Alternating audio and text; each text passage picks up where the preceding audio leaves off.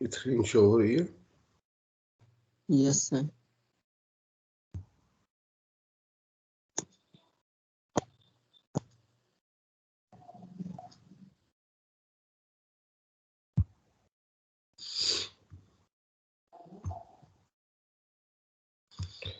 तो कल हम बात कर रहे थे इम्यूनिटी की।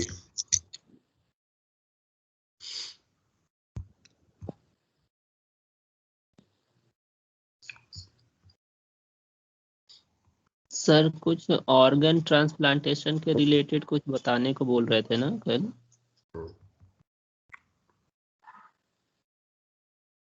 ऑर्गन ट्रांसप्लांटेशन से संबंधित हम बात करना चाह रहे थे इन जनरल के अलावा। हाँ, जो ऑटो इम्यूनिटी के साथ हम डिस्कस करेंगे।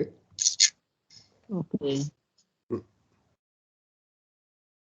क्योंकि इसमें भी कुछ रिसर्च है, जैसे जो जो कल परसों हार्ट ट्रांसप्लांटेशन की बात थी, तो वो कुछ उसमें कुछ महत्वपूर्ण चीज है, मैं बात करना चाहूंगा आप लोगों से।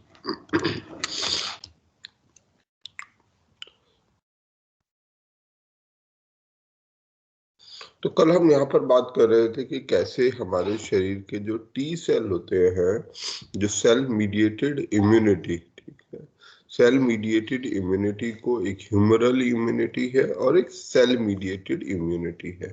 तो ये सेल मीडिएटेड इम्यूनिटी को पैदा करते हैं। और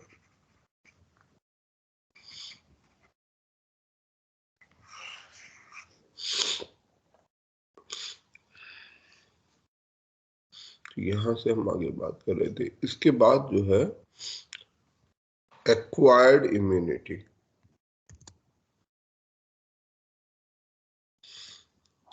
आगे हम जिसकी बात कर रहे हैं वो है एक्वायर्ड इम्यूनिटी। तो एक्वायर्ड इम्यूनिटी के दो टाइप है, एक्टिव इम्यूनिटी और पैसिव इम्यूनिटी।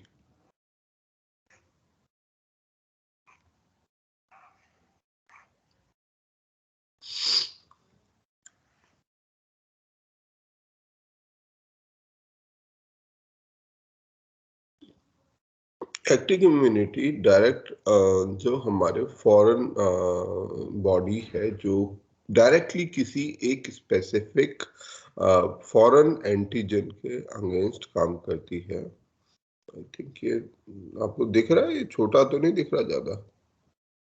सर काफी ज्यादा छोटा हो गया और विजुअल भी नहीं है सही से। नहीं, ठीक रहेगा।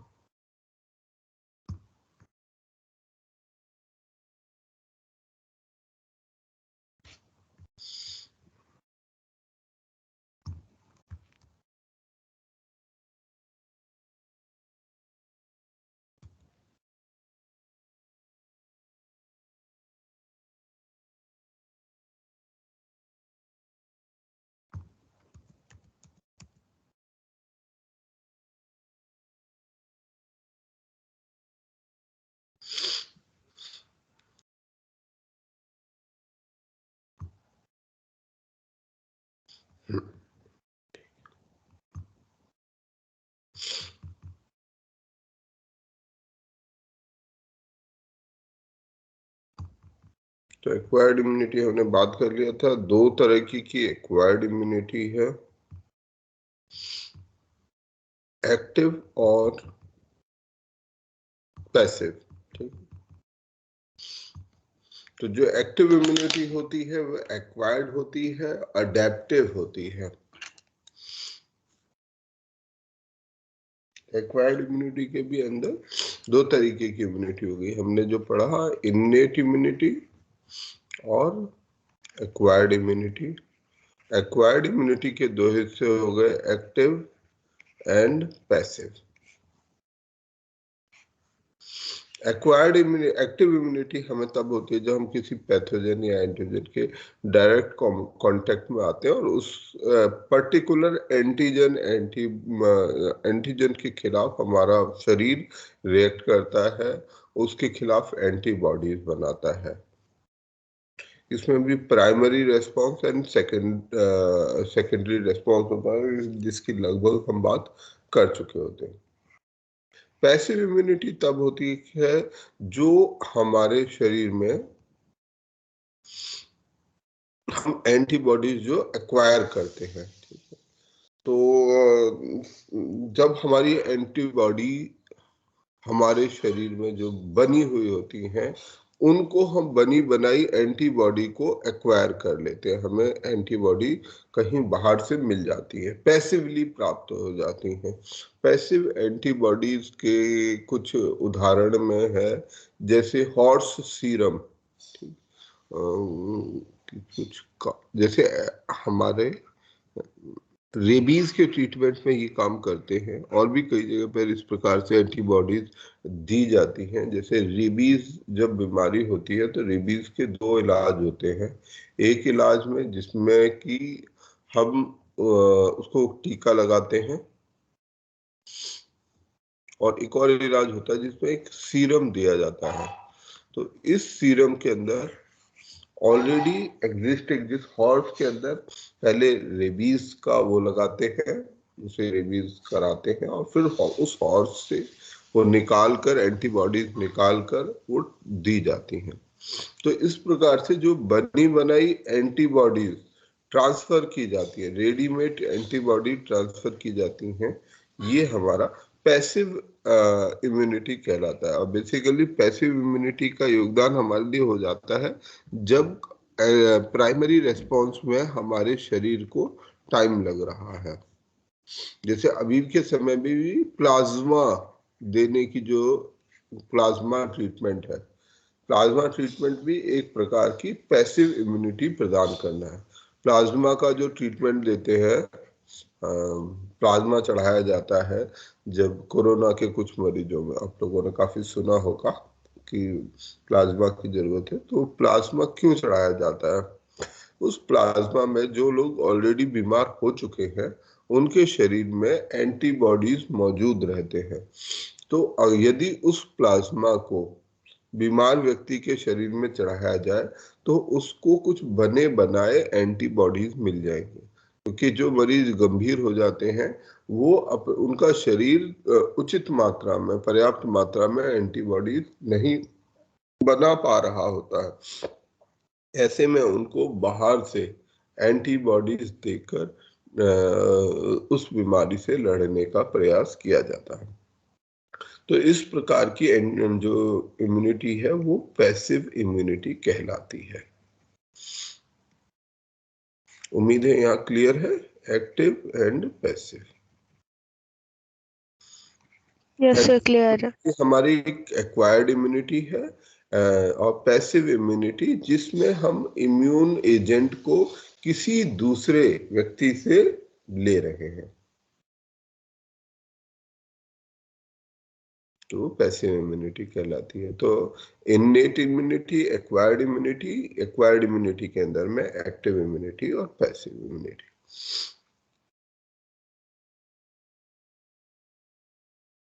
यहाँ एक और शब्द है ऑटो इम्यूनिटी। ऑटो इम्यूनिटी का मतलब है कि कभी कभी शरीर का एक रोग है, ये एक प्रकार की बीमारी समझो, कि जब इम्यून सिस्टम की सेल्फ और नॉन सेल्फ को पहचानने की क्षमता खत्म हो जाती है।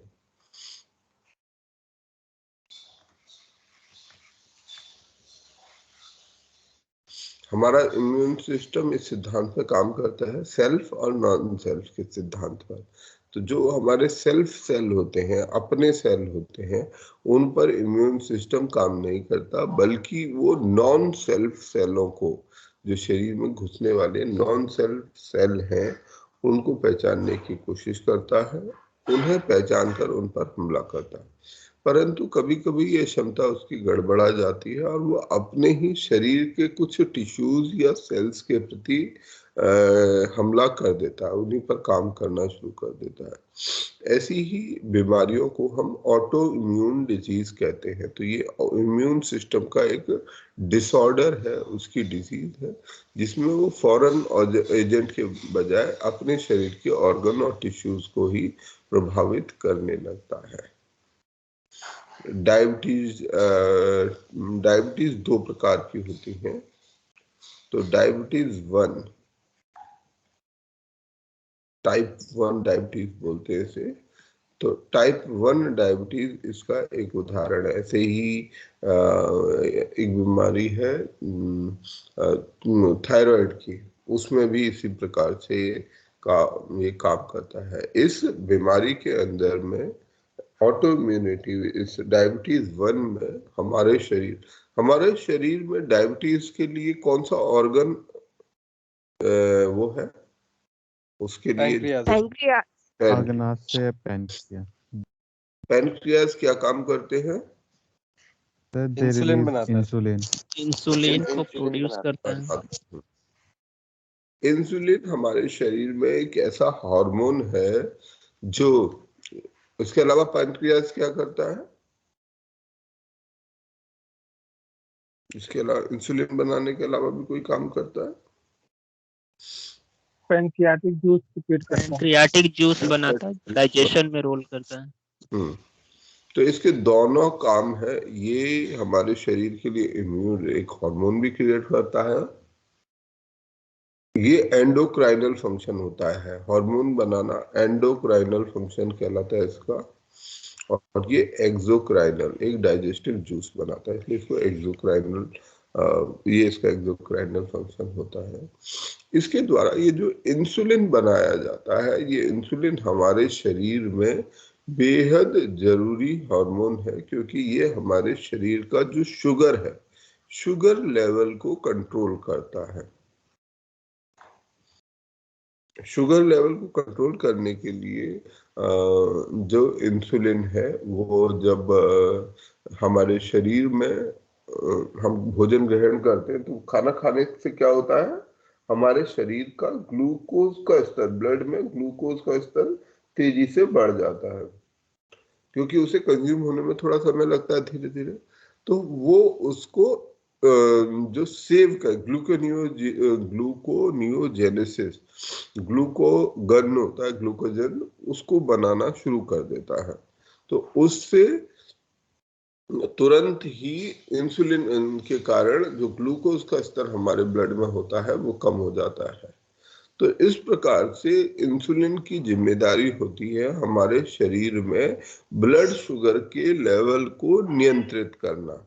क्योंकि भोजन खाने से नॉर्मली क्या होगा, डायबिटीज की अगर हम बात करें तो डायबिटीज बीमारी में क्या होता है, महत्वपूर्ण है डायबिटीज बीमारी, इसलिए मैं यहाँ 2 मिनट और चर्चा कर लेता हूँ उस पर।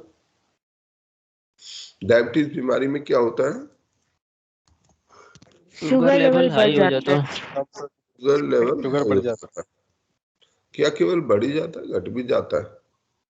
घट भी जाता है। घट भी जाता है, ठीक। तो हमारा जो शुगर, बेसिकली हम उसे इस तरीके से बोलते हैं, डॉक्टर लोग भी गलती करते हैं, हमारे शरीर के अंदर जो शुगर लेवल को कंट्रोल करने की क्षमता बिगड़ जाती है, कंट्रोल गड़बड़ा जाता है। शुगर लेवल का जो कंट्रोल है वो गड़बड़ा जाता है और उसको हम डायबिटीज कहते हैं। और जब भी शुगर लेवल का हमारे ब्लड में शुगर का लेवल बढ़ जाता है, बहुत ज्यादा या बहुत कम हो जाता है, तो दोनों ही स्थिति हमारे शरीर के लिए नुकसानदायक है। क्योंकि ग्लूकोज हमारे शरीर का मुख्य एनर्जी सोर्स है।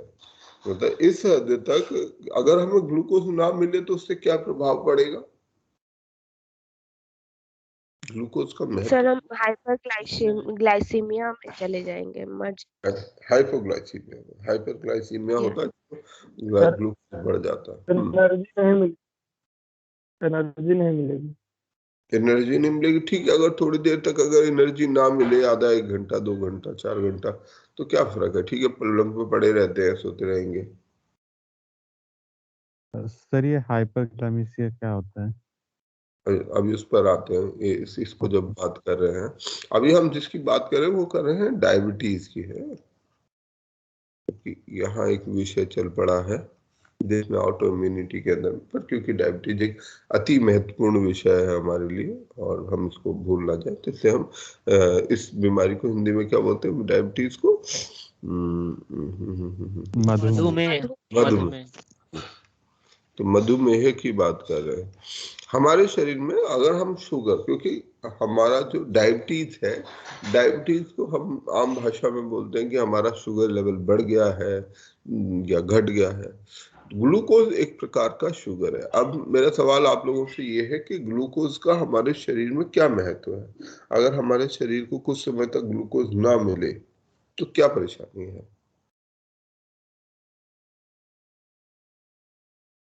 कोई परेशानी है? तो अगर एनर्जी नहीं मिलेगी तो हमारी बॉडी की नॉर्मल फंक्शनिंग बंद हो जाएगी। क्यों? अगर हम मान लो सर हम ज्यादा मेहनत ना करें तो पड़े रहें। सर डिहाइड्रेशन भी हो जाता। डिहाइड्रेशन, चलो अभी उस पर टॉपिक पर नहीं जाते। तो शुगर क्या आवश्यक है? ग्लूकोज हमारे लिए आवश्यक है। ग्लूकोज हमारे शरीर के लिए बेहद आवश्यक है। ग्लूकोज का महत्व यह है कि ग्लूकोज हमारे कुछ ऑर्गन्स के लिए तो पूरी तरीके से, जैसे मसल्स हैं, मसल्स और तरीके से भी अपना वो काम चला सकते हैं, परंतु कुछ ऑर्गन्स के लिए बेहद जरूरी होता है। जैसे ब्रेन है, ब्रेन को अगर 5 मिनट तक ग्लूकोज ना मिले तो वो खत्म हो जाएगा, वो काम करना बंद कर देगा। ऐसे शरीर के कुछ ऑर्गन्स और हैं जिनको ग्लूकोज की नियमित आवश्यकता, मतलब 5 मिनट तक भी वो सर्वाइव नहीं कर पाएंगे, तो हर सेकंड उनको ग्लूकोज की आवश्यकता होती है।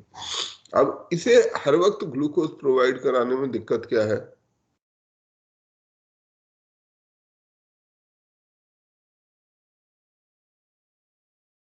सर ग्लूकोज का कॉन्टिन्यूस प्रोडक्शन, कॉन्टिन्यूस कंजम्पशन, ठीक है, क्योंकि हम हर वक्त खाना नहीं खा सकते हैं।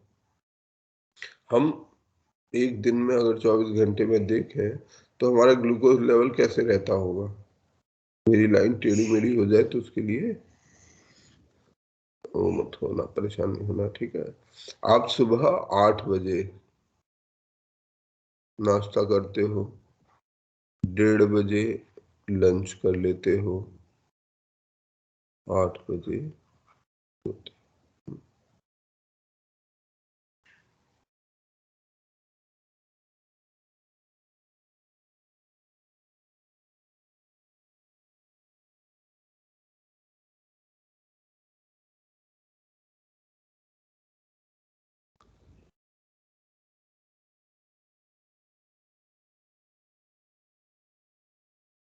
ये बेसिकली हमारे शरीर में, इसको और थोड़ा नीचे ले जाना चाहिए, सॉरी।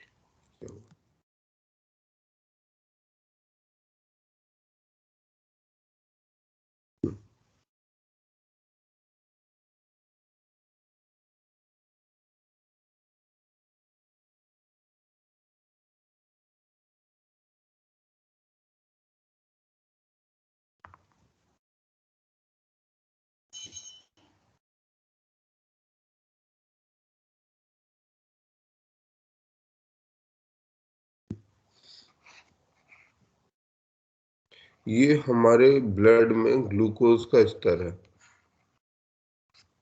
हमारे शरीर में ग्लूकोज के स्तर की अगर बात करें तो ग्लूकोज का स्तर कैसे करेगा? नॉर्मली, अगर सामान्यतः हम रात में भोजन नहीं कर रहे हैं, ठीक है, तो रात में हमारा ग्लूकोज लेवल बहुत नीचे चला जाएगा। फिर सुबह जैसे ही हम उठेंगे तो एकदम जैसे ही हम इसको कंज्यूम करेंगे, तो ये मैं ग्राफ बनाने में अच्छा नहीं हूँ ज़्यादा, तो एकदम से जब हम कंज्यूम करेंगे हमारा ग्लूकोज लेवल बढ़ जाएगा और धीरे धीरे फिर ये घटता जाएगा। दिन आते आते ये और कम हो जाएगा। फिर हम जैसे ही खाना खाएंगे फिर ये बढ़ जाएगा, फिर कम हो जाएगा, फिर रात को डिनर करेंगे, बढ़ेगा घटेगा। तो ग्लूकोज इस तरीके से ऊपर और नीचे होता रहेगा। मतलब हमारे ब्लड के अंदर में जो ग्लूकोज की मात्रा है, क्योंकि हमारा इंटेस्टाइन में हमने खाना खाया तो हमारा जो भोजन है, वो फूड है, वो हमारे पेट में गया, डाइजेस्ट हुआ, इंटेस्टाइन में पहुंचा, एब्जॉर्ब हुआ, एब्जॉर्ब होने के बाद वो हमारे ब्लड में पहुंचा, ब्लड से फिर वो जिस ऑर्गन को रिक्वायर्ड होता है वहां पर पहुंच जाता है। परंतु अगर ब्लड में ग्लूकोज जिस तरीके से ऐसा ये नॉर्मली ऊपर नीचे होता रहता है, क्योंकि हम हर वक्त शुगर कंज्यूम नहीं कर रहे हैं, हम ग्लूकोज कार्बोहाइड्रेट हर वक्त कंज्यूम नहीं कर रहे हैं। तो ऐसे में जब हम रेस्टिंग पीरियड में है, जब हम खाना नहीं खा रहे हैं, तो हमारा ब्लड ग्लूकोज बहुत कम चला जाएगा, और जिसके कारण हमारे जो एसेंशियल ऑर्गन्स हैं वो मारे जा सकते हैं। इसकी तरफ दूसरी तरफ भी है कि जब ब्लड में ग्लूकोज का लेवल बहुत ज्यादा बढ़ जाता है, वो भी हमारे शरीर के लिए, हमारे ऑर्गन्स के लिए अच्छा नहीं होता है। वो भी हमारे शरीर के ऑर्गन्स को लंबे समय में नुकसान पहुंचाता है। थोड़े समय के लिए ठीक है, परंतु अगर लंबे समय तक ऐसा होता है तो ये नुकसान पहुंचाता है। तो दोनों ही स्थिति, किसी ने पूछा था कि हाइपरग्लाइसीमिया और हाइपोग्लाइसीमिया क्या होता है। हाइपर का मतलब होता है अधिक, ग्लाइसीमिया मतलब ग्लूकोज। तो जब ब्लड के अंदर में ग्लूकोज का स्तर बहुत बढ़ जाता है वो कहलाता है हाइपरग्लाइसीमिया, और जब ग्लूकोज का स्तर बहुत कम, जो आवश्यक रिक्वायरमेंट होती है उससे कम चला जाता है, तब वो कहलाता है हाइपोग्लाइसीमिया। तो ये दोनों ही स्थिति हमारे शरीर के लिए नुकसानदायक है, हमारे शरीर को दोनों ही नुकसान पहुंचाती है। उसमें हाइपोग्लाइसीमिया विशेष रूप से नुकसानदायक है, क्योंकि हमारे शरीर के क्रिटिकल ऑर्गन्स हैं वो बिना ग्लूकोज के कुछ मिनट भी सरवाइव नहीं कर पाएंगे। अगर ब्रेन को, हार्ट को ग्लूकोज ना मिले तो वो 5 मिनट भी सरवाइव नहीं कर पाएंगे। तो हमारे शरीर को हर वक्त ग्लूकोज मिलते रहना जरूरी होता है। तो अब मुझे बताओ कि रात को सोते समय हमें ग्लूकोज कैसे मिलेगा, या दिन में जब हम खाना नहीं खा रहे हैं तो ग्लूकोज कैसे मिलेगा? हमारे बॉडी में जो फैट या इस तरह का फूड स्टोर होता है वो फैट नहीं ब्रेक डाउन रहता, fat can not be converted into glucose. Carbohydrate store रहता है वो ब्रेक डाउन मिलता होगा। तो हमारा शरीर में एक इंटरनल मैकेनिज्म है, क्योंकि ये दोनों स्थिति खराब है, तो एक्चुअली में हमारे शरीर में ऐसा हो सकता है, पर हमारे शरीर में जो ब्लड में ग्लूकोज का लेवल रहता है वो ऐसे नहीं रहता, वो ऐसे रहता है।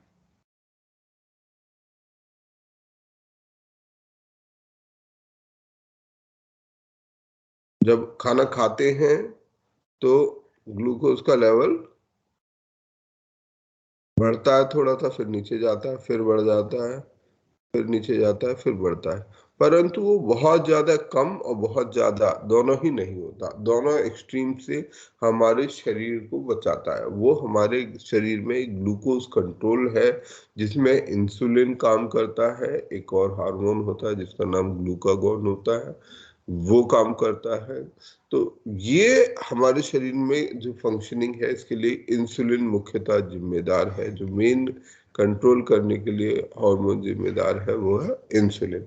ये जो बीच वाली स्थिति है ये हमारे इंसुलिन नाम के हार्मोन के कारण पैदा होती है। इंसुलिन ये हमारे लिए यही काम करता है ताकि हमारे शरीर में ग्लूकोज की लेवल बढ़ते ना जाए, ऐसा ना हो जाए कि ग्लूकोज बहुत ज्यादा बढ़ जाए, बहुत ज्यादा घट जाए।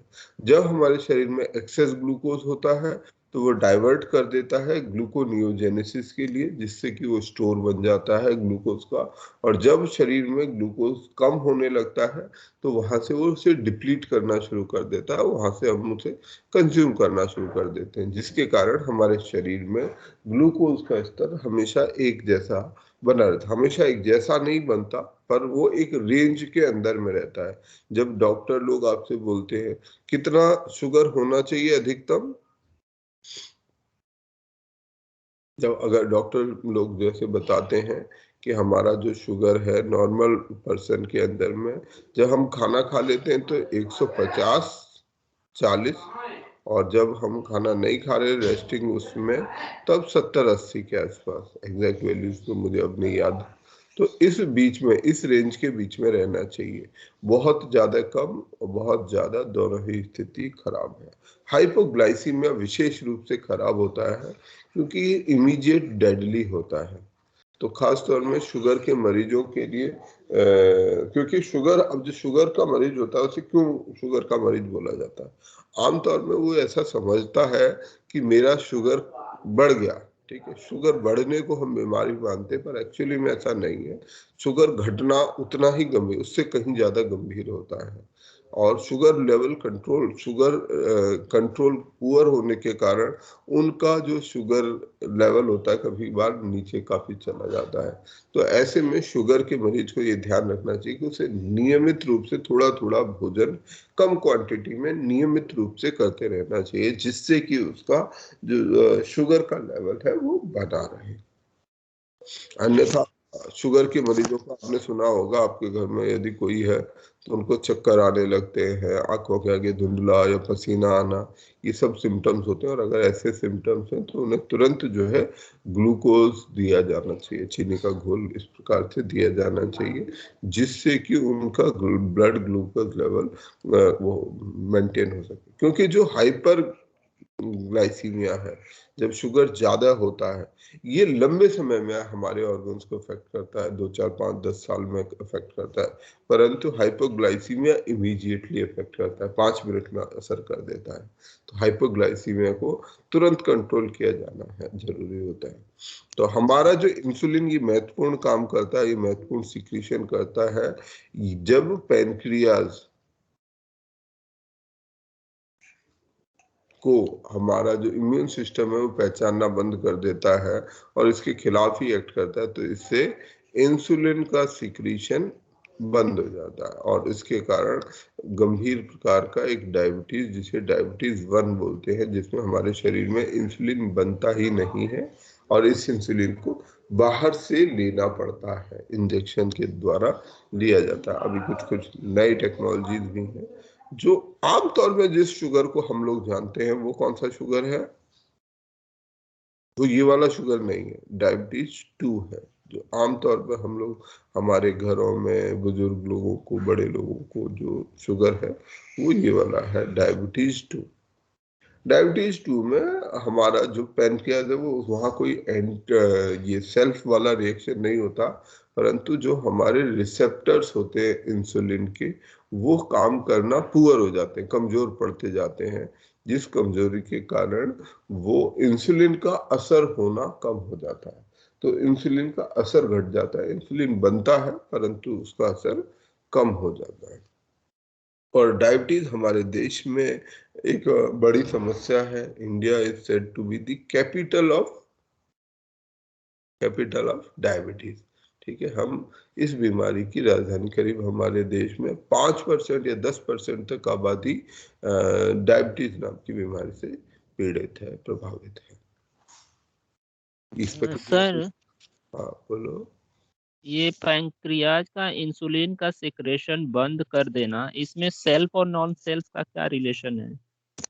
बंद कर देना बंद नहीं करता, वो क्या करता है, उसे खत्म कर देता है। जो उसके टिश्यूज, हमारा जो इम्यून सिस्टम है वो पैनक्रियाटिक सेल्स को ये मानकर कि ये कोई फॉरेन बॉडी है उस पर हमला कर देता है और उसके टिश्यू को डिस्ट्रॉय कर देता है। जब वो जो टिश्यू से इंसुलिन सिक्रेट होता है, जो इंसुलिन सीक्रेट होता है, पूरे मतलब पैनक्रियाज को पूरे को खराब कर देगा। तो जो इंसुलिन बनाने वाला सेल है वो खराब हो जाता है। अब जब इंसुलिन बनेगा नहीं तो हमारे शरीर में जो ग्राफ, वो जो ऊपर नीचे बना रहा था मैं, वो बन जाएगा, जो दोनों ही स्थिति में हमारे लिए खराब है। तो ऐसे में ये डायबिटीज 1 कहलाता है। और ये रिलेटिवली यंग एज में, डायबिटीज 1 हमें कम उम्र में इसके लक्षण दिखाई दे जाते हैं। अधिकांशतः 18 साल से पहले इस डायबिटीज 1 के लक्षण शरीर लोगों में दिखते हैं। ये कम उम्र में होने वाला शुगर है और गंभीर प्रकार का शुगर होता है। इसमें तुरंत जो है ऐसे लोगों को इंजेक्शन के द्वारा या किसी और माध्यमों से इंसुलिन को लेना होता है, क्योंकि इंसुलिन को हम एज अ टैबलेट नहीं खा सकते आज तक की टेक्नोलॉजी में। तो उसे इंजेक्शन के द्वारा, अलग अलग प्रकार के इंजेक्शनों के द्वारा लेना होता है। तो खाना खाने के बाद उनको तुरंत इंसुलिन का इंजेक्शन लगाना पड़ता है, हर मील के बाद। हर मील के बाद, यस। आजकल ऐसे सिस्टम आ गए हैं कि एक दिन में एक बार ले लगा लिए, कुछ ऐसे नए नए तरीके के सिस्टम है, पर नॉर्मली हर मील के बाद जब भी आप खाना खाएंगे आपको इंसुलिन का इंजेक्शन लगाना होगा। सर इंसुलिन जो है वो शुगर लेवल को कंट्रोल करता है या रेगुलेट करता है? हाँ, वो मतलब रेगुलेट कहो कंट्रोल करो एक ही बात है। लगभग मेरी समझ से एक ही बात है। रेगुलेट शब्द ज्यादा है, सोफिस्टिकेटेड साउंड करता है। कंट्रोल करने का मतलब उसे एक सीमा के भीतर रखता है, जैसे इतना ऊपर नीचे जाने नहीं देगा उसे। ये जैसे ऐसे लहर बन रही है वो क्या करेगा, इसके बीच में ही रखेगा। ये लहर जब खाना खाया तो बढ़ा, फिर वो कम होने लगा, पर बहुत ज्यादा कम भी नहीं होगा। वहां पर फॉल भी इस तरीके से धीरे धीरे फॉल होगा, बहुत धीरे धीरे फॉल होगा, तो जिससे शुगर लेवल एक रेंज के भीतर ही मौजूद रहेगा, और वो दोनों स्थितियों से हाइपरग्लाइसीमिया और हाइपोग्लाइसीमिया से आपको बचा लेता है। ठीक है, चलिए आगे बढ़ते हैं। तो ये हमारा डायबिटीज हो गया, और डायबिटीज को समझना, डायबिटीज के महत्व को समझना जरूरी है। और डायबिटीज के लिए आवश्यक है, क्योंकि हम मुख्यतः डायबिटीज 2 से प्रभावित है हमारा देश। तो डायबिटीज 2 से लड़ने के लिए नंबर 1 हमारे लोगों का खान पान में बदलाव, क्योंकि एक लाइफस्टाइल डिजीज है, वो आवश्यक है। और उनका अर्ली आइडेंटिफिकेशन, ज़्यादातर मरीज जो शुगर के मरीज हैं उनकी पहचान बहुत देर से होती है काफ़ी बार, तो जिससे वो जो हाइपोग्लाइसीमिया और हाइपरग्लाइसीमिया की साइकिल है वो उनके ऑर्गन्स को नुकसान पहुंचाती है। बहुतों को किडनी की परेशानी हो जाती है, आईज की दिक्कत हो जाती है, ब्रेन तक में अफेक्ट कर देता है। तो इस प्रकार के प्रभाव इसके कारण आने शुरू हो जाते हैं, और ये कहलाता है ऑटो इम्यूनिटी।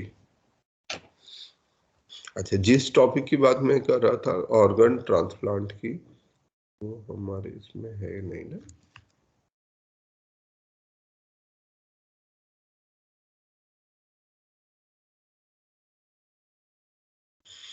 ऑर्गन ट्रांसप्लांट की हम बात कर रहे थे कि ऑर्गन ट्रांसप्लांट में इम्यूनिटी का क्या रोल है, तो कल हमने इस बात को समझ लिया। ऐसा है।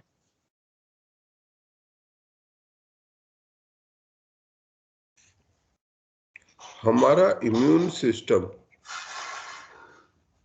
सेल्स को पहचानता है, जो छोटे छोटे सेल है हमारे उनको पहचानता है, उनके ऊपर मौजूद एंटीजेंस को पहचानता है। तो जैसे ही हम ऑर्गन ट्रांसप्लांट करते हैं, सबसे बड़ा, और ये जरूरी नहीं है कि हमने अगर ब्लड ग्रुप मैच कर लिया, ब्लड ग्रुप जो है केवल ब्लड के अंदर मौजूद एंटीजन को बताता है।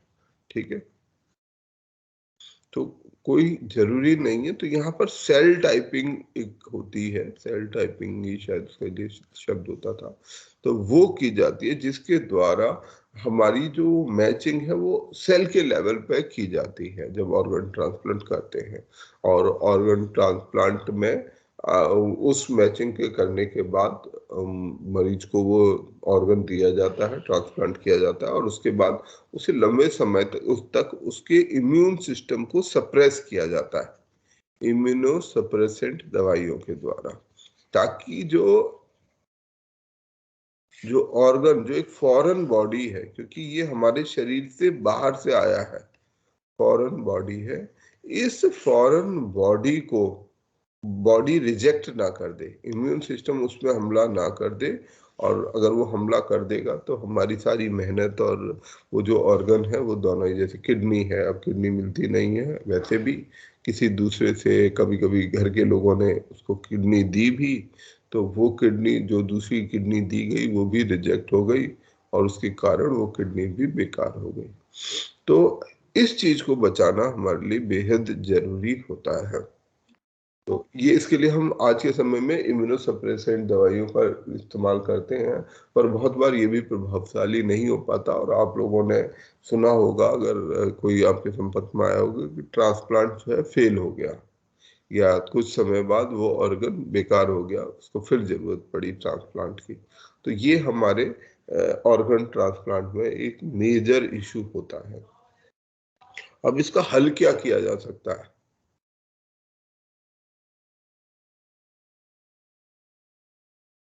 इसे किस तरह से हल किया जा सकता है, ये आज के समय में 2-3 तरीके हैं जिससे ये काम किया जा सकता है, किया जाने की कोशिश है, जिसमें कुछ बार सक्सेस भी हासिल हुई है। इसमें एक कॉन्सेप्ट है स्टेम सेल का। वैसे हम शायद इसको दोबारा भी पढ़ लेंगे, कोई बात नहीं, दोबारा भी देख लेंगे।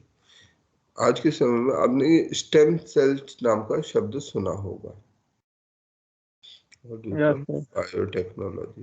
तो ये क्या होता है स्टेम सेल? सर ये न्यूरॉन से संबंधित है। नहीं अरे सर प्लेसेंटा ये की प्रोड्यूस करता है जैसे। हाँ बोलो प्लेसेंटा।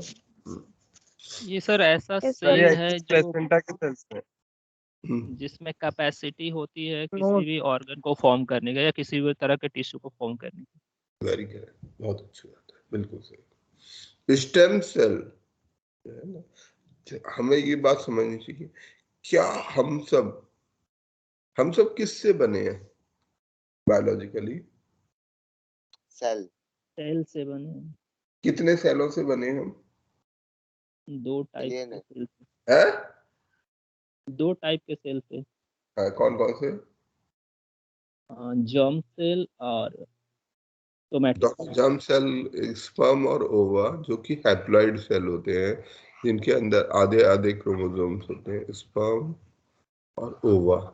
ठीक है, तो मेल फीमेल से मतलब हम फादर से स्पर्म और मदर से ओवा, ये हमें मिलता है। ये दोनों फर्टिलाइज होते हैं, ज्वाइन होते हैं, एक दूसरे के साथ जुड़ते हैं, जाइगोट बनता है, फर्टिलाइज होने के बाद एम्ब्रियो फॉर्मेशन होता है, और उससे फिर ये छोटे छोटे और सेलों में कन्वर्ट होता है, फिर ये 8 सेल में कन्वर्ट होता है, और इस तरीके से ये डिवाइड होते जाता है। तो अल्टीमेटली हमको ये बात जान के थोड़ा सा अजीब लग सकता है कि एक्चुअली में हम सब एक सेल से बने हैं। हम सभी लोग, जितने भी जीव हैं, हम सब सिर्फ एक सेल से बनते हैं। हम इस एक सेल के प्रोडक्ट हैं।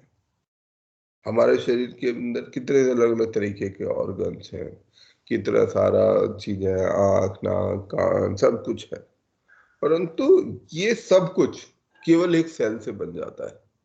तो ये इतना मतलब कुदरत का इतना गंभीर साइंस है, जिसको अगर हम इमेजिन करने की सोचें कि आज के समय में भी इंसान अपने आप को बहुत अक्लमंद मानता है, विद्वान है, बहुत सारी टेक्नोलॉजी बना ली है, परंतु वो इस टेक्नोलॉजी का एक हिस्सा भी, एक हिस्सा कह रहा हूँ मतलब अभी जिसे कह रत्ती भी इसका अचीव नहीं कर पाया है। कि हम सब कुछ, हमारे शरीर की सब चीज, हमारे नाखून, बाल, हार्ट, लीवर, सोचो ये बात कितनी अजीब है कि हम केवल एक सेल से बन जाते हैं, केवल एक सेल से बनते हैं। तो ये इन सेल साइंस की, इस बायोलॉजी की ताकत है कि बायोलॉजी कैसे हमें एक छोटे से सेल से कन्वर्ट कर देती है। ठीक है, वो तो एक मतलब अच्छी चीज रही जिसको हम अप्रिशिएट कर सकते हैं। अब इसको इस्तेमाल कैसे कर सकते हैं? इसका इस्तेमाल ये कर सकते हैं कि जब हम सब एक सेल से बने हुए हैं, तो अगर हम उस सेल को बचा लें, ठीक है, और उस सेल को बचा कर रख लें, तो हमें अगर जरूरत हो तो किसी भी तरीके के सेल में कन्वर्ट कर सकते हैं। जब एक सेल से हम हमारा जो जितने ऑर्गन है, brain, heart, liver, kidney, blood, skin, pancreas, जितने भी हैं ये सारे के सारे एक सेल से ही जनरेट हुए हैं। तो यानी कि सेल को अगर मेरे पास मुझे वो सेल मिल जाए, पर क्या मैं ब्रेन से हार्ट बना सकता हूँ? ब्रेन के सेल से, या ब्रेन के सेल से ब्रेन ही बना सकता हूँ? अगर मैं ब्रेन का सेल निकाल लूँ या हार्ट का सेल निकाल लूँ, कोई भी सेल निकाल लूँ, तो मैं ये काम कर सकता हूँ? ये काम आज नहीं कर सकते हम, क्योंकि यहाँ पर ये जो सेल होते हैं ये अनडिफरेंशिएटेड होते हैं।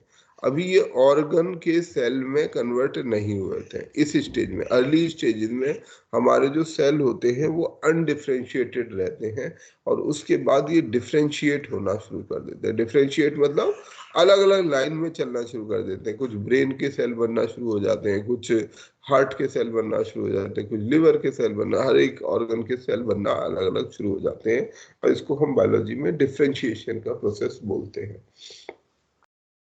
तो यदि मैं इन अनडिफ्रेंशिएटेड सेल में से, मान लीजिए हमारे पास 64 सेल है, 128 सेल है, इसमें से 2 सेल निकाल के रख लूं, बचा लूं, स्टोर करके रख लूं, और किसी तरह से अगर ये सेल बचा रहे और बाद में मैं इस सेल से चाहूं तो मैं ब्रेन बना सकता हूं, इससे मैं लिवर भी बना सकता हूं, इससे मैं किडनी भी बना सकता हूं। तो ये वाला जो सेल होता है, जो अर्ली स्टेजेस का अनडिफरेंशिएटेड सेल होता है, इस सेल को हम स्टेम सेल बोलते हैं। स्टेम सेल मतलब सब कुछ इससे उत्पन्न हुआ है, इसी सेल से सब कुछ उत्पन्न हुआ है। और आज के समय में ये इस पर काम है और ऑलरेडी शुरू हो गया है। इसको क्रायो द्वारा, मतलब बहुत कम टेम्परेचर में इस प्रकार के सेल्स को प्रेगनेंसी के दौरान निकाल कर सेव कर लिया जाता है कि उनको सेव कर लेते हैं। अगर बच्चे को 20 साल बाद, 30 साल बाद, पैदा होने के बाद 40 साल बाद ये बीमारी होती है तो उन स्टेम सेल का इस्तेमाल किया जाएगा, उनको लिया जाएगा, उन स्टेम सेल्स को लेकर उनको फर्दर डिफरेंशिएट किया जा सकता है जिस भी डायरेक्शन में हमें चाहिए। मान लीजिए एक बच्चा है, उसकी किडनी खराब हो जाती है किसी कारण से, हमारे पास उसका स्टेम सेल मौजूद है, हम उस स्टेम सेल को डेवलप करके उस स्टेम सेल से किडनी बना लेते हैं, किडनी के सेल बना लेते हैं और उसको उसके शरीर में ट्रांसप्लांट कर देते हैं। जब ऐसे सेल से ट्रांसप्लांट करेंगे क्या क्या एडवांटेज होगा? नंबर 1 कि उसे किडनी मिल जाएगी। सबसे बड़ा ऑर्गन ट्रांसप्लांट में प्रॉब्लम है कि भाई ऑर्गन देगा कौन। एक सब चैलेंज है कि भाई किडनी हर एक दिया, जैसे चलो किडनी तो तब भी 2 होती है, हार्ट, अब किसी का हार्ट ट्रांसप्लांटेशन की जरूरत है, दूसरे आदमी के अंदर भी एक ही हार्ट है, तो अगर कोई देगा तो यानी कि वो मरेगा, कौन मरना चाहेगा? तो और मरना भी चाहेगा तो क्या वो एथिकल है कि किसी दूसरे को मार के किसी एक को जिंदा करने की कोशिश की जाए? तो ऑर्गन ट्रांसप्लांटेशन में ऐसे बड़े सारे एथिकल डायलेमास होते हैं। तो ये जो स्टेम सेल है, अगर इस रिसर्च पर आगे काम होता है जैसा ऑलरेडी हो रहा है, तो ये होने से क्या होगा? नंबर 1 हमें वो ऑर्गन जो भी जरूरत है वो मिल जाएगा। नंबर 2 ट्रांसप्लांटेशन का दूसरा बड़ा चैलेंज क्या बताया अभी हमने आपको? रिजेक्शन, बॉडी का हमारा इम्यून रिजेक्शन, इम्यून सिस्टम उसको रिजेक्ट कर देता है। ये भी इसमें प्रॉब्लम नहीं आएगी क्योंकि ये किडनी किसकी है? उसी बच्चे की है, ठीक है। तो इस सेल में वो प्रॉब्लम भी नहीं आएगी इम्यून रिजेक्शन की, क्योंकि वो उसी के अंदर से बनी है, उसी के सेल्स के द्वारा बनी है, तो हमारा इम्यून सिस्टम उसको रिजेक्ट नहीं करेगा। तो ये दोनों मेजर चैलेंजेस इस स्टेम सेल रिसर्च के द्वारा डील किए जा सकते हैं। हेलो तो सर, एक बोलिए। क्या सर स्टेम सेल ये मतलब वो मतलब ये करना इलीगल है या इलीगल है? इसके ऊपर एथिकल इश्यूज हैं, लीगल अभी इलीगल नहीं है ये, कुछ एथिकल सवाल है, पर स्टेम सेल रिसर्च को ऑलरेडी मंजूरी दी गई है, ठीक है, एक लिमिटेड लेवल पर कुछ स्पेसिफिक प्रोविजंस के साथ उसको मंजूरी स्टेम सेल को रिसर्च को दी गई है। अच्छा, दूसरा और क्या तरीका हो सकता है? तो इस तरीके की और भी बायोटेक्नोलॉजी में ऐसे वो चल रहे हैं जिसके द्वारा इस काम को किया जा सके। अब ये मैं क्यों आपको ये मैंने जिक्र किया, क्योंकि आज हमने कल परसों खबर पड़ी थी पिग का हार्ट ट्रांसप्लांट किया गया है। यस, जेनेटिक मॉडिफिकेशन के बाद उसको हाँ, किया गया। क्योंकि ऐसा नहीं कि पहले भी, अगर आपको मैं बताऊं, पहले भी इस प्रकार के ऑर्गन ट्रांसप्लांटेशन एनिमल्स से किए जाने की कोशिश की गई है, पर उनमें सबसे बड़ा प्रॉब्लम क्या आता है? रिजेक्ट हो जब, गए होंगे। हाँ, जब इंसान का ही ऑर्गन काम नहीं कर पाता, तो दूसरे स्पीसी का ऑर्गन तो बिल्कुल एक्सेप्ट नहीं होता है। वो तो बिल्कुल उसे फॉरेन मान के, विदेशी मानकर कि ये हमारा नहीं है, तुरंत ग्रॉसली रिजेक्ट करता है उसे। ठीक है।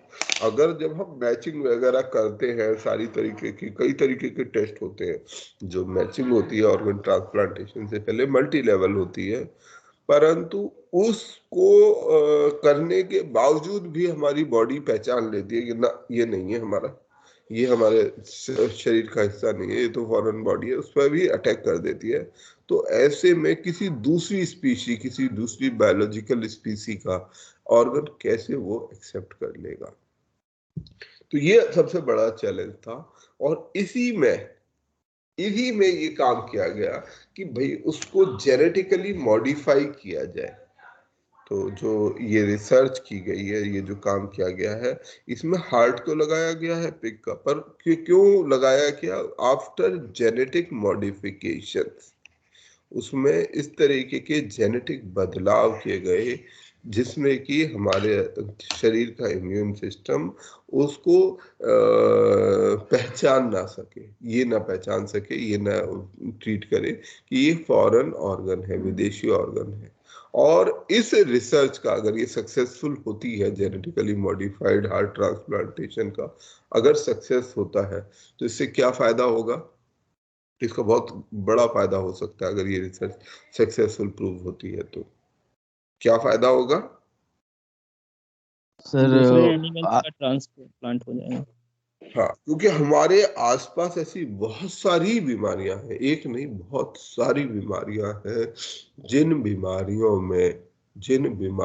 के लिए ऑर्गन ट्रांसप्लांटेशन की आवश्यकता है। किडनी के लाखों की संख्या में मरीज हैं दुनिया में, देश में ही होंगे, हमारे भारत देश में, जिनको organ transplant, kidney sir transplant कालाबाजारी भी तो कम होगा इससे।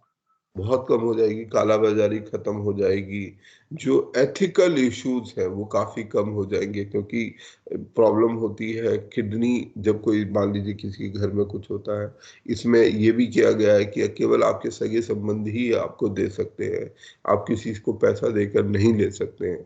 नहीं तो क्या हो रहा है कि जिनके पास पैसा है वो गरीब लोगों से ऑर्गन ले ले रहे हैं, तो उसको भी रिजेक्ट कोशिश की गई जा रही है कि उसे कम किया जाए। फिर ऑर्गन की चोरी, ये भी एक नया क्या सर वो लीगल है सर, जो गरीब लोगों से ले लेते हैं वो लोग?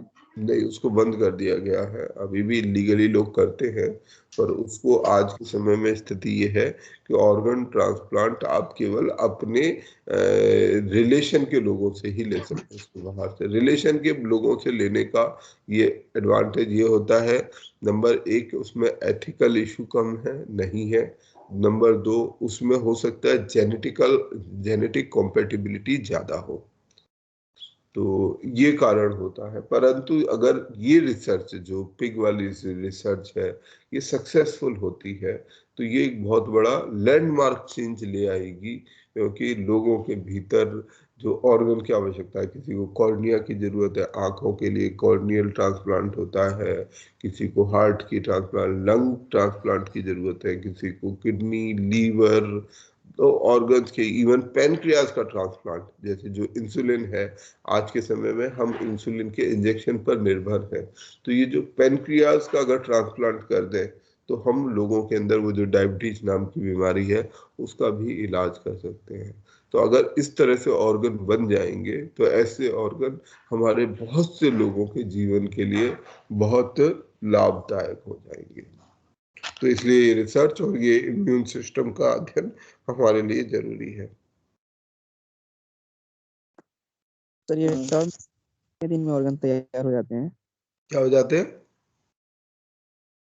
टॉर्म सेल से कितने दिन में ऑर्गन तैयार हो जाते हैं? स्टेम सेल से कितने दिन में ऑर्गन, देखिए स्टेम सेल जो है एक कॉन्सेप्ट है, इसका कितना इस्तेमाल किया गया है मैं इसके बारे में बहुत श्योर नहीं हूँ।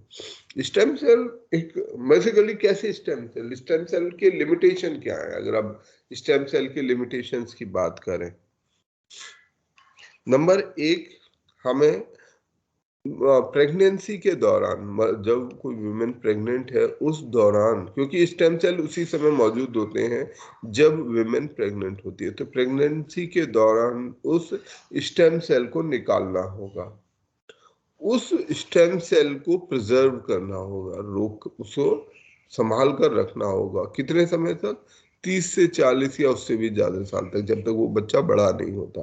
फिर हो सकता है उस बच्चे को जरूरत ही ना पड़े, हर एक को तो ऑर्गन ट्रांसप्लांटेशन की जरूरत नहीं पड़ेगी, 1000 में से किसी एक आदमी को ट्रांसप्लांट की जरूरत होगी, तो इन 1000 मदर्स ने अगर ट्रांसप्लांट किया तो 999 के लिए स्टेम सेल की कभी आवश्यकता नहीं पड़ेगी, केवल एक बच्चे को ही आवश्यकता पड़ेगी। ये भी हो सकता है कि वो जो एक बच्चा जिसका ऑर्गन ट्रांसप्लांट की जिसको जरूरत है उसकी मदर ने वो स्टेम सेल, और क्योंकि ये कॉस्टली भी है, इसमें कुछ एथिकल इश्यूज भी इन्वॉल्व है, तो ये सब कारणों से अभी स्टेम सेल एक रिसर्च के कॉन्सेप्ट में ही है, उससे ज्यादा व्यापक लेवल पर ये अभी मौजूद नहीं है, क्योंकि इसका असर आने में अभी स्टेम सेल, अगर सब लोग इसके बारे में जागरूक हो जाएं और इस पर प्रैक्टिस भी करने लगे, वैज्ञानिक इस पर काम करने लगे, इसके लिए सुविधा मुहैया हो, तो भी इसका असर आने में कम से कम 30-40 साल, जब तक उसको वो बीमारी नहीं होती उतना समय लग जाएगा। सर हाँ जी।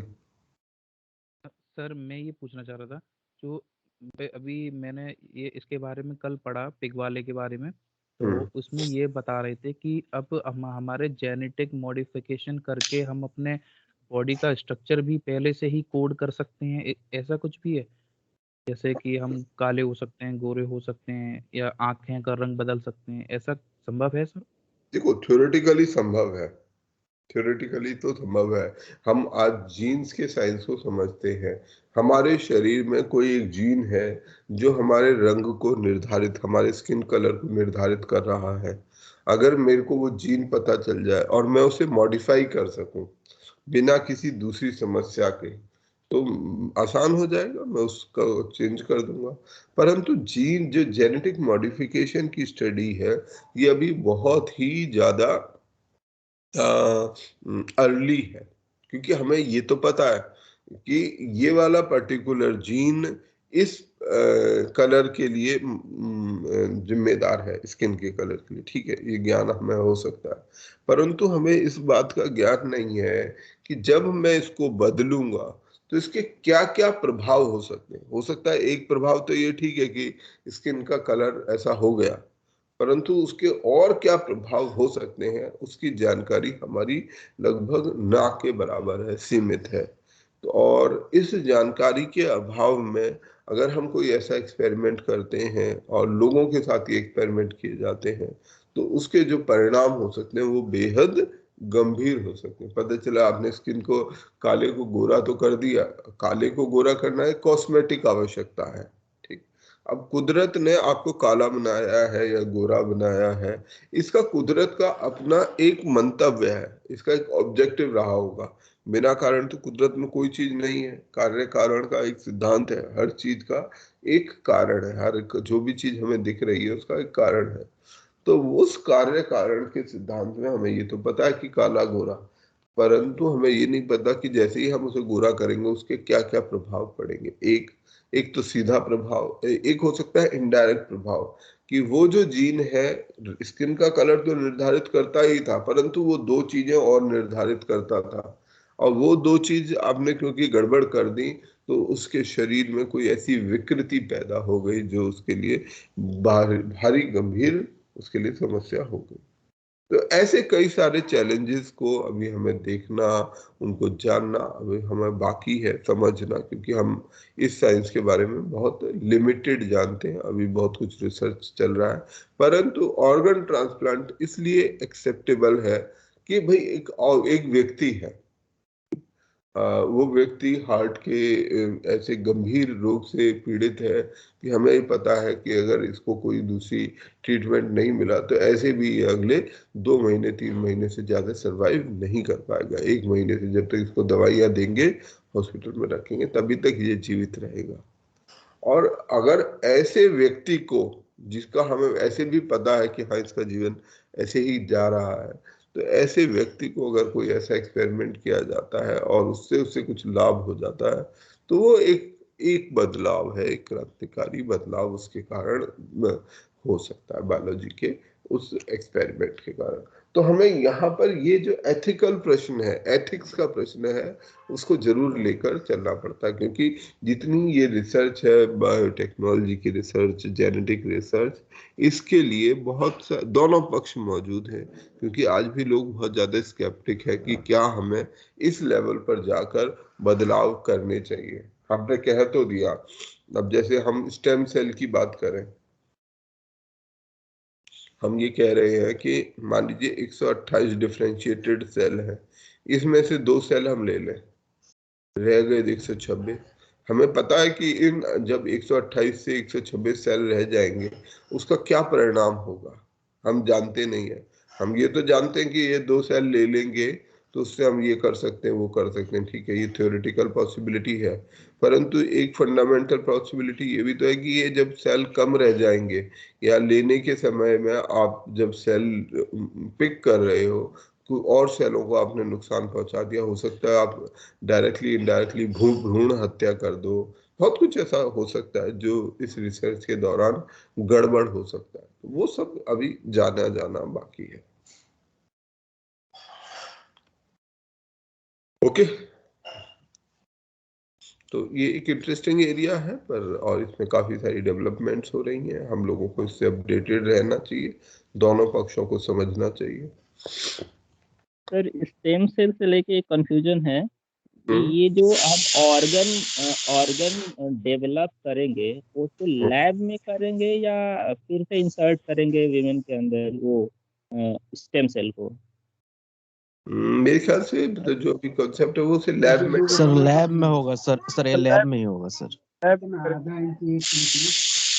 में होगा तो पूरी बॉडी बनेगी ना, केवल नहीं, हम केवल वो ऑर्गन, उसे जो डिफरेंशिएशन का प्रोसेस है आज के समय में, हमारे को ये समझ है कि किडनी को बनने में किस तरह से डिफरेंशिएशन होता है, क्या क्या उसके आवश्यक तत्व हैं। तो अगर मुझे एक सेल को किडनी में डिफरेंशिएट करना है, तो मुझे किस किस चीज की आवश्यकता होगी।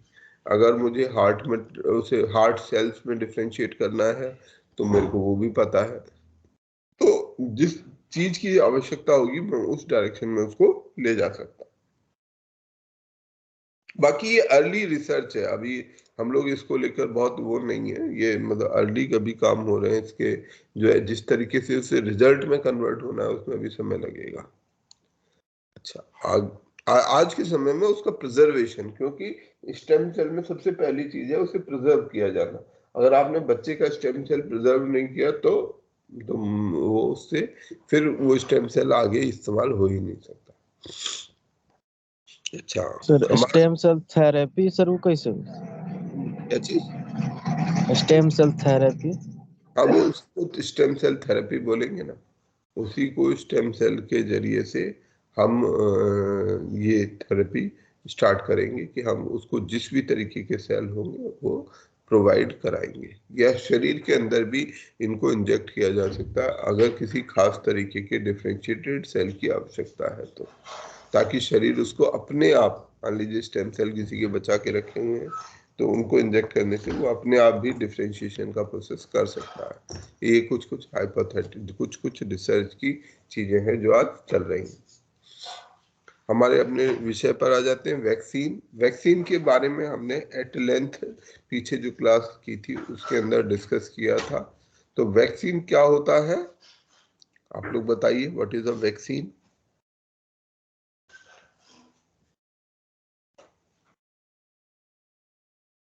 सर डेड या फिर डेड एंटीजन जो है ना हमारे शरीर के अंदर इंजेक्ट किए जाते हैं वैक्सीन के थ्रू, जिससे जो है ना हमारा इम्यून सिस्टम उन एंटीजन को समझ सके, प्लस उसके उनके लिए एंटीबॉडीज तैयार कर सके। वेरी गुड, ठीक है। बेसिकली एक इंड्यूस्ड प्रोसेस है, एक ऐसा प्रोसेस है जिसमें हम डेलिबरेटली डिजीज जैसी कंडीशन, बीमारी जैसी कंडीशन हमारे इम्यून सिस्टम के सामने मिमिक करते हैं। ठीक है, ये एक मिमिकिंग प्रोसेस है। हम अपने शरीर को, अपने इम्यून सिस्टम को मिमिक कर रहे हैं, उसे मूर्ख बना रहे हैं। क्यों मूर्ख बना रहे हैं? हम डिजीज को मिमिक कर देते हैं, किसी पैथोजन को मिमिक कर देते हैं। मिमिक करना समझते हैं ना? Yes sir. छल करना। बेसिकली यस हम सर। अपने इम्यून सिस्टम के साथ छल कर रहे हैं। क्यों करते हैं हम अपने इम्यून सिस्टम के साथ ये छल? ताकि हमारा, जैसे हमने समझा था, primary response and secondary response जैसी चीज होती है, first time response and second time response. तो जो प्राइमरी रेस्पॉन्स होता है हमारे शरीर का, उसमें थोड़ा टाइम लग जाता है। हमारे इम्यून सिस्टम का जो प्राइमरी रेस्पॉन्स होता है, उसमें उसको तैयार होने में, उसे पहचानने में, उसके खिलाफ एंटीबॉडी बनाने में थोड़ा टाइम लगता है। तो उससे अपने शरीर को प्राइमरी रिस्पॉन्स में लगने वाले टाइम और हो सकने वाले नुकसान से बचाने के लिए हम क्या करते हैं, अपने शरीर के अंदर में उस बीमारी के एंटीजन को डेलिबरेटली इंट्रोड्यूस करके, वो लाइव हो सकते हैं, वो डेड हो सकते हैं, उनको शरीर में इंट्रोड्यूस करके बीमारी का छल पैदा करते हैं। अब हमारे शरीर को ऐसा लगता है कि हमारे शरीर में वो बीमारी एंटर कर रही है और इसके खिलाफ वो रिस्पॉन्स अपना शुरू कर देता है। इसका लाभ ये होता है कि हमारे शरीर में अब एक प्रिपेयर्डनेस हो चुकी है, हमारा शरीर अब तैयार हो चुका है। तो जब अगली बार वो एक्चुअली में जब बीमारी होगी, तब जो है वो अच्छी तरीके से उसके खिलाफ लड़ पाएगा। ठीक है, तो एक तरीके से हम इसे ये भी कह सकते हैं कि हम अपने शरीर को प्रिपेयर्ड, जैसे वॉर एक्सरसाइज की जाती है ना, ऐसा मानते हुए, जैसे सेनाएं हैं वो वॉर एक्सरसाइज करती हैं। तो वॉर एक्सरसाइज क्या होती है? ऐसा वॉर के पहले जो की हाँ, जाती। वॉर से को मिमिक करते हैं। भाई अभी युद्ध तो हो नहीं रहा, पर जब युद्ध होगा, युद्ध रोज तो होता नहीं है जीवन में। सेना के सामने तो युद्ध हमारे सामने हर वक्त होता नहीं है।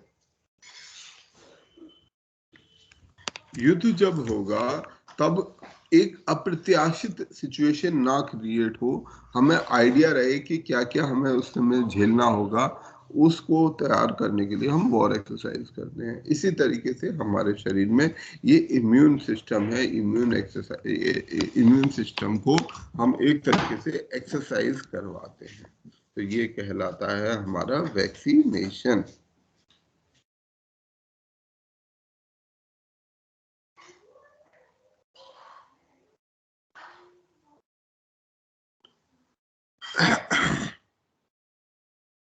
अच्छा, हमारे जो इम्यून सिस्टम के अंदर जो ऑर्गन्स हैं, कुछ को आप जानते होंगे, कुछ को जिनको नहीं जानते, तो उनको हम एक बार देख लेते हैं। इसमें लिम्फॉइड ऑर्गन्स का एक महत्व होता है, लिम्फॉइड टिश्यू।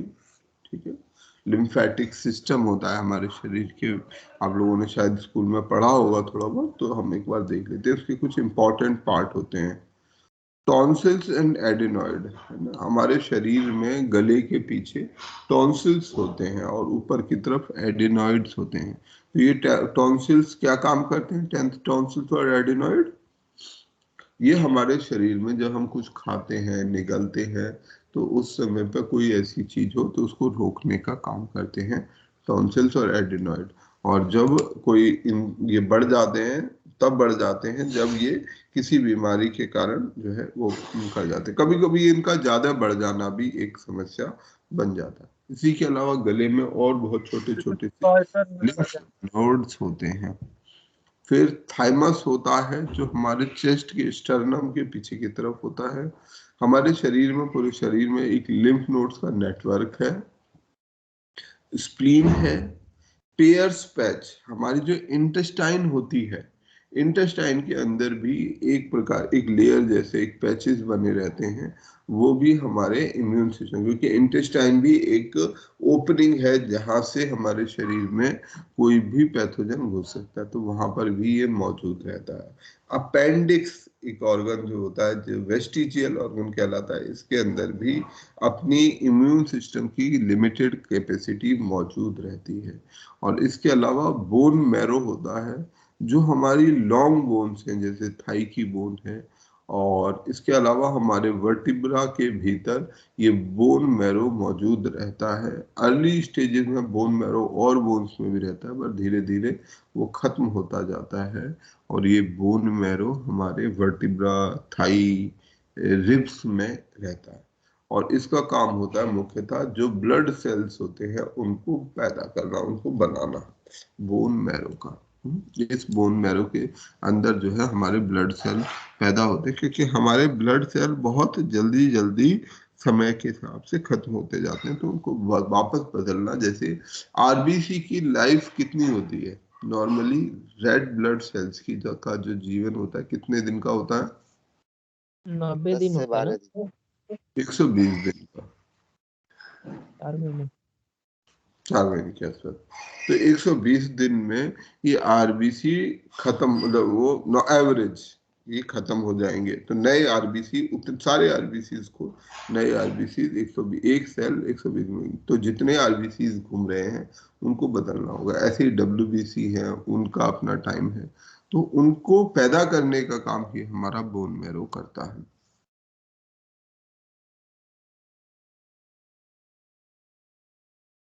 Hello sir. कि सर जैसे अपेंडिक्स होता है सर, ये तो सारे लोगों में होता होगा सर। अपेंडिक्स हम सबके भीतर होता है, एक लेकिन सर वेस्टिजियल ऑर्गन है। लेकिन सर ये बीमारी मतलब कब लोगों को परेशान करने लग जाता है, जिससे इसको बाद ये में डॉक्टर को रिमूव करना? ये एक प्रकार का ऐसा ऑर्गन है जिसे वेस्टिजियल ऑर्गन बोलते हैं। अपेंडिक्स को हम बोलते हैं वेस्टिजियल ऑर्गन। जैसे जैसे इवोल्यूशन का प्रोसेस होता है, तैसे तैसे कुछ ऑर्गन्स अपनी आवश्यकता खत्म हो जाती है, उनकी जिस ऑर्गन की आवश्यकता खत्म हो जाती है वो हमारे शरीर से गायब हो जाता है। इवोल्यूशन का प्रोसेस, क्योंकि अब वो अननेसेसरी है, वो बोझ है, तो उसको शरीर खत्म कर देता है। परंतु कुछ ऐसे ऑर्गन होते हैं जो उसके रिमेनेंट के तौर पर जीव बचे रह जाते हैं। तो जैसे इंसान है, इंसान भी एक समय बंदर था, है ना? अब जब बंदर था तो उसकी वो पूंछ होगी, जो वो 4 पैर से चलता था, पर धीरे धीरे उसकी वो पूंछ गायब हो गई। आज भी उस पूंछ के कुछ वेस्टिजियल पार्ट मौजूद होते हैं इंसान के अंदर में। ऐसे ही कुछ मौजूद वेस्टिजियल ऑर्गन एक है जिसका नाम है अपेंडिक्स। ये हमारे इंटेस्टाइन में, जहाँ स्मॉल इंटेस्टीन और लार्ज इंटेस्टीन का मतलब जॉइंट है, वहां पर ये मौजूद रहता है वेस्टिजियल ऑर्गन, अपेंडिक्स। ठीक है, मतलब ये आप लोगों ने शायद फोटो देखा होगा, मैं ड्राइंग बनाने में बहुत पुअर हूँ, तो ऐसा ये रहता है जहाँ पर स्मॉल इंटेस्टाइन और ये मिलती हैं, तो बहुत छोटा सा होता है, ये तो बहुत ज्यादा बड़ा बना दिया। तो इस जगह पर ये छोटा सा ऑर्गन होता है, कभी कभी ये इस ऑर्गन के, इस पार्ट के अंदर में फूड स्टक हो जाता है। जब हमारा डाइजेशन का प्रोसेस होता है तो इसके अंदर नॉर्मली फूड नहीं जाना चाहिए, पर इसमें कभी कभी फूड चला जाता है और उसके अंदर इन्फ्लामेशन होना शुरू हो जाता है। वो जो इन्फ्लामेशन होता है, उस इन्फ्लामेशन से गंभीर पेट में दर्द शुरू हो जाता है, पेट में बहुत तेज दर्द होना, क्योंकि वो ऑर्गन, वो जो हिस्सा है वो सड़ने लगता है, उसके अंदर वो पैथोजेंस, माइक्रो ऑर्गेनिजम्स ग्रो करना शुरू कर देते हैं, और वो ग्रो करने से वो सड़ने लगता है। जब वो सड़ने लगता है तो उससे गंभीर पेट में दर्द शुरू हो जाता है, पेट में गंभीर पीड़ा शुरू हो जाती है। तो डॉक्टर ऑपरेशन करके इस ऑर्गन को, क्योंकि इसकी कोई आवश्यकता तो है नहीं, आज के समय में ये कोई हमारे लिए कोई विशेष काम करता नहीं है, तो इसलिए इसके ऑपरेशन के द्वारा निकाल देते हैं। इसको अपेंडेक्टोमी बोलते हैं, काफी आम किए जाने वाला ऑपरेशन है। तो ये इसका इस तरह से इसको किया जाता है।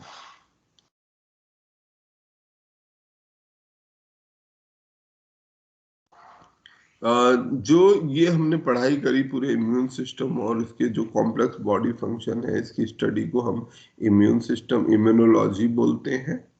और जो ये हमारी एबिलिटी है, what is immunity? Immunity is the ability to tackle antigen और pathogen and being healthy is called immunity. What is immunity? Immunity is our ability to stay healthy by fighting antigens and pathogens. तो हमने ये पढ़ा इस immune system के अंदर में बहुत सारे सेल्स होते हैं, टिश्यूज होते हैं, ऑर्गन्स होते हैं और ये मिलजुल कर काम करते हैं और हमारे शरीर को जो बाहर से आने वाले पैथोजेंस हैं उनसे बचाते हैं। इनकी अपनी मेमोरी भी होती है, कुछ इनकी अंदरूनी योग्यता होती है जो जन्म के साथ होती है, कुछ चीजें हमारा इम्यून सिस्टम धीरे धीरे यहाँ पैदा होने के बाद सीखता है। इसके अलावा इम्यून सिस्टम का रोल एलर्जीज में होता है, ऑटो इम्यूनिटी में होता है और ऑर्गन ट्रांसप्लांटेशन में होता है, जिसकी हमने बात की। एलर्जी भी एक तरीके का ऐसा ही रिएक्शन है कि हमारा excessive reaction, excessive immune reaction जब होने लगता है तो उसको हम एलर्जी बोलते हैं, किसी भी एक इंड्यूस्ड चीज से जिससे हम ठीक ना वो हो तो वो एलर्जिक रिएक्शन होते हैं। तो एलर्जी भी इस इम्यून सिस्टम का ही एक आउटकम है। जो इसके महत्वपूर्ण सेल्स हैं वो हैं WBCs, ठीक है, जिनकी हम बात कर चुके हैं। ल्यूकोसाइट, लिम्फोइड ऑर्गन, ये सब इसके महत्वपूर्ण हिस्सा है। ये सेल्स हो गए। लिम्फोइड ऑर्गन्स हो गए।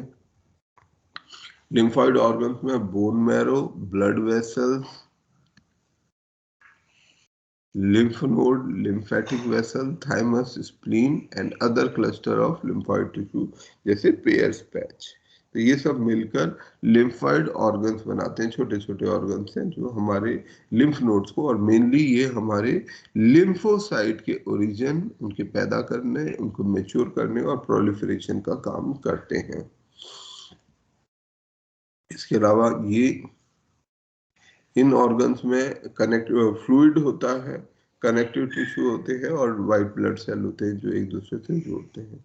कुछ प्राइमरी लिम्फोइड ऑर्गन हैं, कुछ सेकेंडरी लिम्फोइड ऑर्गन्स हैं, ठीक है। प्राइमरी लिम्फोइड ऑर्गन्स ऐसे हैं जहां लिम्फोसाइट्स का मैच्योरेशन, हमने लिम्फोसाइट पढ़े थे अगर आप लोगों को याद हो, एक प्रकार के WBC होते हैं, वाइट ब्लड सेल होते हैं, न्यूट्रोफिल, लिम्फोसाइट। दूसरे सबसे बड़े वाइट ब्लड सेल है हमारे शरीर में, सबसे ज्यादा संख्या में होने वाला वाइट ब्लड सेल होता है न्यूट्रोफिल। उसके बाद दूसरे नंबर पर आता है लिम्फोसाइट। तो इन्हीं को मैच्योर करने में, इनको प्रोड्यूस करने में ये काम करते हैं।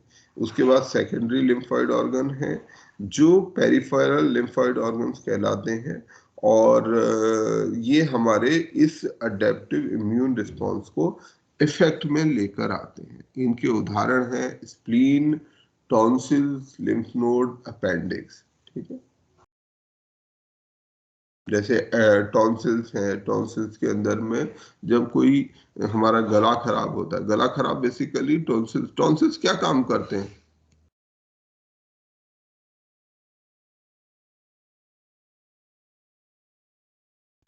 टॉन्सिल्स का क्या काम है? ये टॉन्सिल्स को निकाल ही देना चाहिए।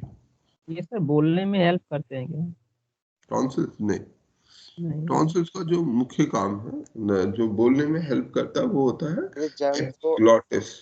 हमारे गले के अंदर एक है वो जो एपिग्लॉटिस होता है, जो वॉइस फॉर्म करता है। हमारी जो आवाज निकल रही है वो वॉइस को बनाने में हमारा एपिग्लॉटिस काम करता है। टॉन्सिल्स हमारे गले के किनारे की तरफ, अंदर की तरफ छोटे छोटे से वो रहते हैं, और जब गला खराब होता है फूल जाते हैं। इनका फंक्शन एक दो वायरस से प्रोटेक्ट भी तो करता है सर, वायरस से। सर ये जर्म्स को अंदर आने से भी रोकते हैं, यही होता है बैक्टीरिया वगैरह। बिल्कुल। हमारे शरीर हम कुछ भी खाते हैं, हमारे शरीर में माउथ और नोज, ठीक है, जैसा मैंने पहले भी कहा था, नोज और माउथ मेजर ओपनिंग्स हैं जिनके द्वारा हमारे शरीर में कोई पैथोजन घुस सकता है, ठीक है। इनफैक्ट माउथ और नोज से हम नाक से सांस लेते हैं तो कोई भी बैक्टीरिया वायरस नाक के द्वारा हवा के द्वारा आपके शरीर में एंटर कर सकता है। माउथ से तो आप खाना खा ही रहे हो, तो खाना जब खा रहे हो उसके साथ आपका जा सकता है, या पानी पी रहे हो, तमाम तरीके से वो हमारे शरीर में एंटर कर सकता है। तो ये हमारे शरीर की एंट्री डोर है। तो जैसे ही इस एंट्री से घुसते हैं तो ये जो टॉन्सिल्स हैं ये इन्हीं को रोकने का काम करते हैं। जैसे ही वो कोई इस तरीके का वायरस बैक्टीरिया होगा हवा के द्वारा जो आएगा, तो वो उनको कैच कर लेगा, उनको पकड़ लेगा वहीं पर एंट्री के समय, एडेनॉइड और टॉन्सिल्स, और उनके खिलाफ जो इम्यून रिएक्शन है वो तुरंत शुरू कर देगा। तो इसीलिए जैसे गला खराब जो होता है हमारा, तो क्या होता है कि हमारे शरीर में जो गला खराब करने वाले बैक्टीरियाज होते हैं वो एंटर करते हैं, हमारे टॉन्सिल्स उनको पकड़ लेते हैं। तो टॉन्सिल्स पकड़ के वहीं पर उनके खिलाफ काम करना शुरू कर देते हैं। उस प्रोसेस में ये टॉन्सिल्स भी कभी कभी फूल जाते हैं, बड़े हो जाते हैं, ठीक है। उससे हमें निगलने में दिक्कत होती है, बात करने में दिक्कत होती है। तो फिर कुछ स्थिति में ऐसा भी होता है कि ये टॉन्सिल्स कुछ बच्चों के बहुत ज्यादा बढ़े रहते हैं, लंबे समय तक बढ़े रहते हैं, तो उनको निकालना भी पड़ता है, क्योंकि कोई भी चीज एक्सेसिव, कोई भी चीज नुकसानदायक होती है। तो कुछ बच्चों में ये टॉन्सिल्स निकाल दिए जाते हैं, सारे के सारे नहीं, पर उनका जो नंबर है वो कम कर दिया जाता है, जिससे कि उसे ज्यादा परेशानी ना रहे और उसका वो जो इम्यून सिस्टम भी बना रहे और उसको परेशानी भी ना हो। इसके बाद अगला जो और लास्ट टॉपिक आज का है वो है हमारा हर्ड इम्यूनिटी। ये शब्द आपने सुना होगा, हर्ड इम्यूनिटी, सुना है? यस सर, सर सुना है। कोविड के दौरान ही सुने। हाँ, ये कोविड के दौरान काफी इस्तेमाल किए जाने वाला शब्द है। अब ये क्या चीज होती है हर्ड इम्यूनिटी? तो अभी तक हम इम्यूनिटी की बात कर रहे थे, तो ये हर्ड इम्यूनिटी क्या होती है? हर्ड इम्यूनिटी, हर्ड का मतलब होता है झुंड, ग्रुप, ठीक है। हम एक ग्रुप है, एक झुंड है, जिसमें बहुत सारे लोग शामिल रहते हैं। हर्ड इम्यूनिटी क्या होती है कि कोई भी बीमारी जैसे जैसे लोगों में बिल्कुल नई होगी, तो क्या होगी, जब कोई बीमारी बिल्कुल कोई भी उससे प्रोटेक्टेड नहीं है, या तो वैक्सीनेशन के द्वारा या एक बार डिजीज होने के कारण, कोई भी प्रोटेक्टेड नहीं है, अनप्रोटेक्टेड, या जिसको बोलते हैं कि वर्जिन पॉपुलेशन है, अनएक्सपोज्ड पॉपुलेशन है। तो इसमें क्या हो सकता है, ऐसी पॉपुलेशन में अगर कोई बीमारी आएगी तो क्या होगा, वो तेजी से सर बहुत तेजी से हाँ फैले। पर जाएगा। अगर कोई बीमारी पहले से होती आ रही है तो क्या होगा, वो बीमारी उतनी तेजी से फैलेगी? नहीं, नहीं क्यों? सर। क्यों? सारे लोगों के अंदर उस तरह का इम्यूनिटी बन गई होगी हाँ, तो लग। एक्चुअली हम जब बीमारी फैलाते हैं, जैसे जैसे मान लीजिए, ये हमारा ग्रुप है,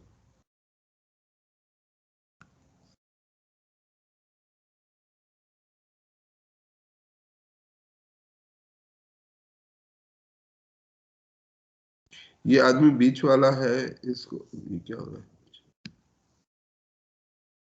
ये बीच वाला व्यक्ति है, इसको कोई बीमारी है, इसको कोरोना है, लेट से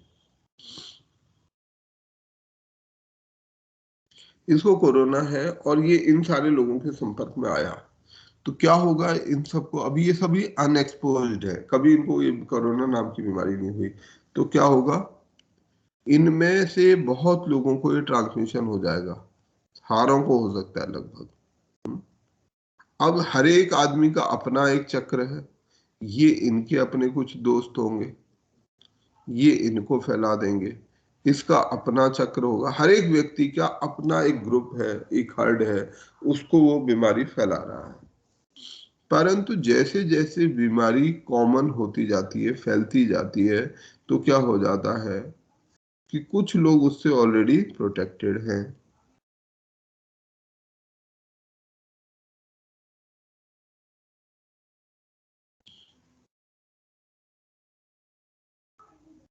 ये ग्रीन बनाए हैं ये ऐसे लोग हैं जो ऑलरेडी इम्यून हो चुके हैं।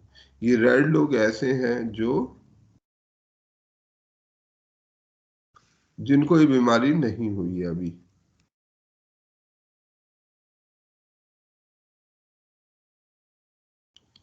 तो ये बीमारी जो ये से फैलेगी, जैसे इस यहाँ पर फैली, तो ये इस आदमी को फैला नहीं सकता क्योंकि ये ऑलरेडी प्रोटेक्टेड है।